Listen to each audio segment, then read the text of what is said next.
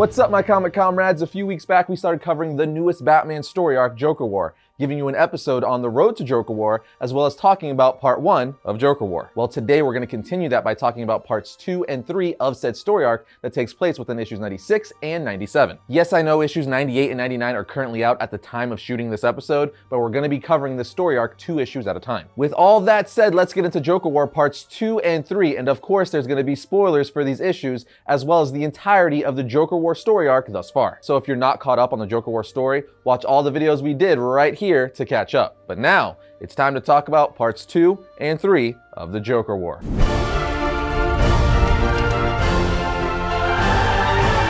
We last left off with issue 95 of Batman, where Batman was being attacked by one of his own vehicles, the Night Climber, which was being controlled by the Joker. However, issue 96 picks up years from now in Gotham City, and we see that Gotham is now bright and vibrant and has been cleaned up. It almost looks like a futuristic metropolis. And as we're looking at this new Gotham, we're reading captions of someone talking to Bruce saying, "Sir, we've located the vehicle. Our drones are mapping the potential routes. 90% have them taking Adams," to which Batman replies, "Bike is rerouting. I'm nearly over the new Tri-Gate. Run traffic protocols to clear my way and alert the commissioner's office." The voice then tells Batman there's a young man entering the mapped collision zone. And Batman responds, "Send up the signal. No one dies today. No one dies in the city ever again." And as he's saying this, we see the young man get an alert on his phone with a bat symbol saying, "Please step back," to which the boy says, "Whoa, I got a bat signal, but that means it's Batman." As Batman flies by him on a futuristic looking bat cycle in that Tron looking bat suit we saw in issue 95. We then learn that Batman is chasing down Mr. Freeze, who now apparently has 2 children that are clearly following in their father's footsteps. Freeze even says, "My heirs were sired in a darker, colder Gotham. We remember the endless nights, the crime, the horror." One of Freeze's kids then says to him, "Dad, at what temperature does the human brain freeze? I would like to run an experiment." And he replies, "It doesn't matter, Snowcone. Dad's new gun's hottest temperatures are still sub-zero. Let's remind him what family he's dealing with." Victor's 2 children then say, "Chill out, Bats," as they shoot their freeze guns at Batman. But Batman activates a heat array on his bike, which allows him to break free. Freeze then yells, "Ice Pop, Snowcone, get behind me. I can take the bat." Let's just pause for a second.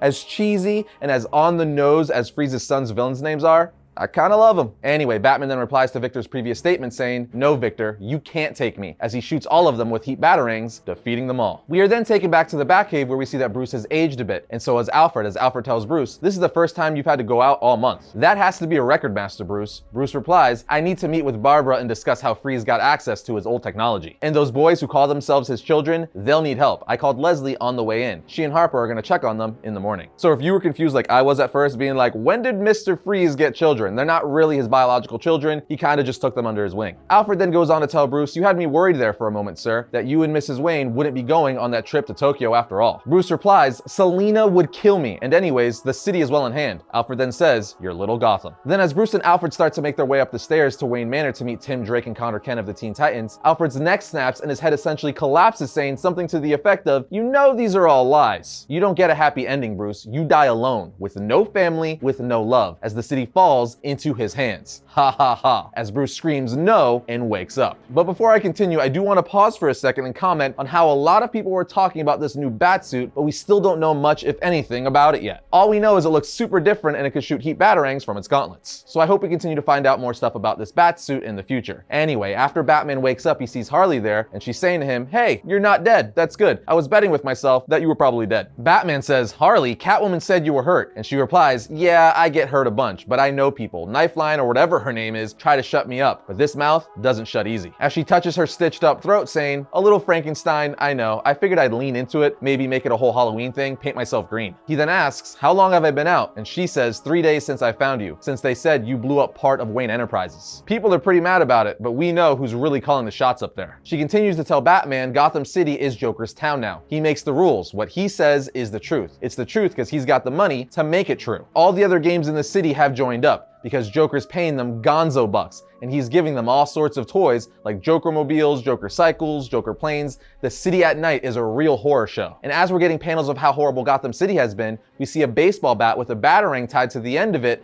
going through a Joker thug skull with the kid in a mohawk helmet saying, "Okay, one down, headshot, nice, nice, nice." And the lady asks this kid, "Son, are you okay?" And he replies, "No ma'am, I'm not even a little bit okay, but I'm gonna see how I feel after I kill a bunch of these clowns." And this, my friends, is the first appearance of Clownhunter, who's been teased least for quite a while now, but more on him in the next issue. We are then taken back to Harley and Batman, where Harley is checking him out saying, "You're still dosed with whatever that stabby broad gave to you. It's not the old stuff, it's a new strain. I was never a chemistry gal, it was more talk therapy, you know?" Batman then knocks Harley back saying, "Where is he, Harley? Where is the Joker in all of this?" She replies, "He seems to be running the gang from the Wayne building at the Tri-Corner Yards. Rumor is they just bought up all of Ace Chemical. I bet you were the test subject for a much larger batch of a new Joker toxin." And the Underbroker and his army of lawyers are at the city hall making sure the city stays paralyzed and the cops steer clear of the action. Harley continues to say Joker is up to something different. He's bought up all the ad time in Gotham, online videos and TV, literally every spot. It runs over and over again. See for yourself. We then get several panels that are very reminiscent to the video hostage scene in The Dark Knight. We see that the Joker has a man tied to a chair with a Zorro cut on his face, forcing him to read title cards which say "The Mark of Zorro, remastered and better than ever. This is the Gotham cut. Only 3 people saw the ending last time and it changed the course of the city's history." What happens when everybody sees the real ending? The Mark of Zorro, now playing back-to-back sold-out screenings at the Monarch Theater. A movie so good, so daring, we're paying you to come see it. 10,000 to every person who sees it opening night. And as the man finishes reading off the Joker's title cards, in parentheses on the final card, it says, "Prepare for the final shot." The man then says, "No, please," as the Joker shoots the man in the head live on TV. Batman sees this and starts tripping again, as he's still infected with the toxin Punchline dosed him with in the last issue. And he starts seeing his parents walking down Crime Alley. This, of course, is the moment in the 3 people the Joker was referring to on his title cards that changed the history of Gotham forever, as that's the night that set Bruce down the path to become Batman. Anyway, Bruce continues to hallucinate, thinking he's a young kid again, looking up at his mom and dad as their necks snap, just like Alfred's did earlier on in the issue.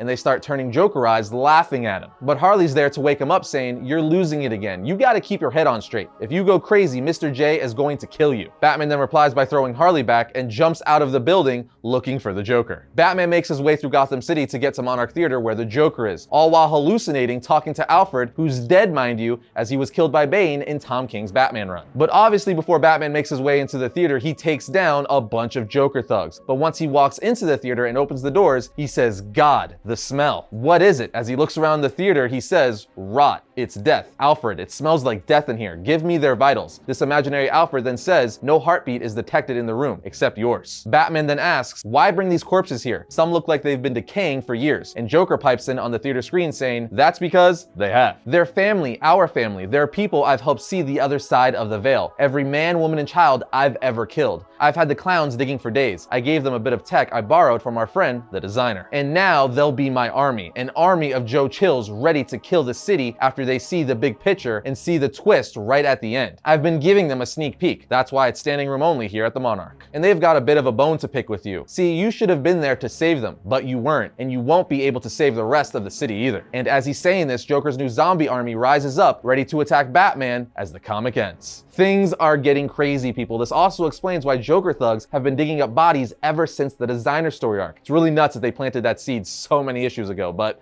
anyway, issue 97. Issue 97 picks up at the Tri-Corner Yards, where Punchline is asking the Underbroker if this is every canister that she asked for. He replies, "Yes, I checked the manifest personally. They're all ours, totally legitimate." Punchline replies, "It's only been a day." And Underbroker says, "We outbid the supply ships en route to other nearby ports. In one case, I made the call to buy the ship outright." To which Punchline then says, "I love being rich." Punchline then tells all the Joker thugs when these are loaded up, they're gonna be making the trip directly to Ace Chemical. The boss wants the new formula cooking by the end of the day. One of the thugs then goes on to say, "Is this it? No security?" Punchline tells him, "You are the security." The thug then replies, "I just mean the guys have been talking. We have to pass through the Narrows to get to Ace. Clowns don't do so hot in the Narrows right now." Punchline then puts a knife to the thug's throat saying, "Talk faster, make me care." And he says, "Sorry, 12 clowns dead in the Narrows yesterday." She says, "Bats don't kill." The thug replies, "This wasn't a bat." This was something else, something weirder. The comic then takes us to yesterday in the Narrows, where we see the Joker thugs are driving around a Batmobile that's all graffitied up Joker style. But as they're trying to get the Batmobile started after crashing, someone starts climbing on the hood saying, "Hi, so those controls don't work too good, huh? Wasn't sure if I could short circuit one of your fancy cars, but it looks like I just needed a transformer and a fire hydrant." The thugs then start to say, "This used to be a Batmobile. You're not breaking in, kid." As we see, it's the Clownhunter who says, "Oh, I don't really care to break in. It's gonna be hot, hot, hot in there. I've got my anti-clown toxin here. I bought it down at the gas station." As he starts pouring gasoline inside of the Batmobile, and the thugs start yelling, "Who do you think you are?" And he responds, "I'm the Clownhunter. Sorry, that sucks for you. I know." As he burns the clown's alive. We then cut back to the present where Punchline is saying, well, if you're scared of the Narrows, go around the Narrows. But I want you to keep this in mind. This right here. This is the key to Joker's big plan for Gotham City. It's going to help make a whole new blend of his old toxin. And you need to decide right now who you're really afraid of, some kid or the guy who's about to kill Batman, as she walks away. We are then taken back to the Monarch Theater where the last issue left off with the Joker's new army about to attack Batman. While they start moving in on the Batman, the Joker says, you've never been one to look failure in the face, have you, Bats? Well, here it is, ready to tear you to pieces. Some of these bags of bones have been rotting in the dirt for years. Some are much fresher. Which do you think are angrier? The ones who were there at the beginning when I was a very different sort of clown, back when you underestimated how many casualties there'd be? Or is it the more recent dead, the ones who died with you knowing that the longer I stayed alive, the more of them would go the way of the Reaper? I need to just pause there for a second because that is some awesome yet dark dialogue from the Joker. I say it often, but Batman and Joker's rivalry is hands down my favorite in all of comic books. Anyway, this ultimately leads to the army attacking Batman, starting an all-out battle between the army and the Dark Knight. And as Batman is fighting all of them off, the Joker is still narrating on the movie theater screen, saying stuff like, killing you would be easy, it won't hurt you enough, but making everyone in Gotham City relive your childhood trauma, now that's what I call fun. I love this story arc so much. The fact that the Joker is playing with Batman's origin, literally the moment that made him become Batman, and using that against him is amazing. And for those of you wondering or just jumping in, yes, obviously the Joker knows who Batman is. That's been suggested ever since Scott Snyder's New 52 Batman run. As Batman keeps fighting Joker's horde, he starts hallucinating again, and they all start looking like the Joker to him. So much so that he blindfolds himself as he can't trust his eyes anymore. A blindfolded Batman then starts tearing everyone a new one. How badass is Batman that he doesn't even need to see to kick your ass? Long story short, Batman uses a portable EMP blast to defeat Joker's army. He then barely makes his way out of the theater before collapsing on the ground in front of Harley Quinn, who says, oh brother, here we go again. Meanwhile, we see Punchline make her way back to Joker's new penthouse where he's living in luxury and loving it. He even says, I was a dirty little street clown, and if I saw an up nose, I just wanted to stick a knife in it. But the high life grows on you like some kind of horrible golden fungus. She then tells the Joker about the Clownhunter who's killing all of their men and that he just took out one of their trucks that was en route to Ace Chemical. Joker replies, laughing, see, isn't that wonderful? And Punchline replies, wonderful? And he's like, the vigilantes of Gotham, they don't kill. All his little bats and birds, that's one of the rules of the city. Whenever one of the little ones gets the stupid idea to put on a mask, they follow his rules, his symbol. But this beautiful, horrible kid knows the rules have been thrown out. Punchline then says, so you want to let him just keep killing our people? Joker responds while guzzling down champagne, no. Send some of our heavy hitters to crucify him on the streets to let the city know we won't tolerate that kind of thing, but it's a good sign. We are then taken back to Batman and Harley Quinn, and we see Harley has taken Batman to a secret place in Gotham that Poison Ivy has made for her. She then gives Batman a drink that's going to get all the toxins out of his body so he stops hallucinating. But when Batman drinks it, he says, Harley, what's happening? As her neck breaks and she turns Jokerized, just like Alfred and his parents. But she just replies, nice, that means it's working. Now you'll be out for a while. Batman says, out for a while? She's like, yeah, you're gonna trip balls first, but it's gonna flush the rest of that nasty out of your system. She then says, see you in a bit, as she runs off, leaving Batman tripping yet again, saying, this isn't real, this isn't real. And a voice replies, I know, my boy, and I'm very sorry, Master Bruce, but I think it's time we had a serious talk, as Alfred appears right in front of them. And just like that, my friends, the comic ends. And there you have it, part 2 and 3 of Joker War, and/or issues 96 and 97. I think it's very apparent I'm enjoying this story a hell of a lot. James Tynion and the whole creative team are doing a fantastic job with this Batman run. I'm loving all the new characters they've introduced thus far, like the designer, he was awesome, Punchline has been great, and now the Clownhunter, who is also pretty freaking cool. That is 3 solid new characters added to the Batman universe back to back by the same creative team, and all of them are epic. This is also shaping up to be one of the better Batman Joker stories in a long time. I'm not gonna go as far to say it's one of the best ever, as the story is not done yet, but it certainly seems headed down that path. Again, I've thoroughly been enjoying it thus far, and I'm loving how the Joker literally stole Batman's fortune and is using it against him, as it's just a brilliant concept. This could very likely be a Batman Joker story that's talked about for years to come. That is, if they stick the landing. In any case, again, yes, we know issues 98 and 99 are currently out. We're gonna be covering those next week on the channel. So keep checking back every week, as we're gonna be covering the entirety of the Joker War story arc. But as always, we wanna know what you guys think. Are you loving this story? Let us know in the comment section down below. First up for the week of September 3rd, we have Dark Knight's Death Metal Speed Metal issue 1. In this Death Metal tie-in issue, the Darkest Knight is after Wally West and his Dr. Manhattan powers. But thankfully, Wally has backup from Barry Allen, Jay Garrick, and Wallace West. Next on our list is Juggernaut issue 1. This is part 1 of a 5-part miniseries that looks to take the unstoppable Juggernaut in a whole new direction. And in this issue, we find out that nothing can stop the Juggernaut except himself. Next, we have Flash issue 762. Barry Allen and the Reverse Flash race for the last time in the fast-paced conclusion conclusion of the Finish Line story arc. For years, Thawne has tormented Barry Allen, and now the Flash knows the only way to win is to make sure the Reverse Flash never runs again. Also, with this issue, writer and friend of the show Josh Williamson also finishes his epic 101 issue run on the Flash, so you definitely want to pick this up. Fourth on our list is Power Rangers Drakkon New Dawn issue 2. Still reeling from the shocking discovery held deep in the heart of Drakkon's prison tower, Deadlock, Kimberly unknowingly triggers Drakkon's final failsafe, sending a message deep into space that will ultimately put Kimberly face to face with an enemy more powerful than Lord Drakkon himself. And finally, we have Venom issue 28. As if one new threat for Eddie Brock and his son Dylan wasn't bad enough, a new one appears. But in this dangerous new world, Eddie also enlisted the help of some new allies, some of whom have familiar faces, and Eddie may never want to leave. But just like that, my comic comrades, that brings today's episode of Variant to a close. But if you like this episode, be sure to check out this one right here. And if you like our channel, be sure to subscribe, like, and comment. It always helps us out. But I will see you guys next week when I talk about what? All things comics.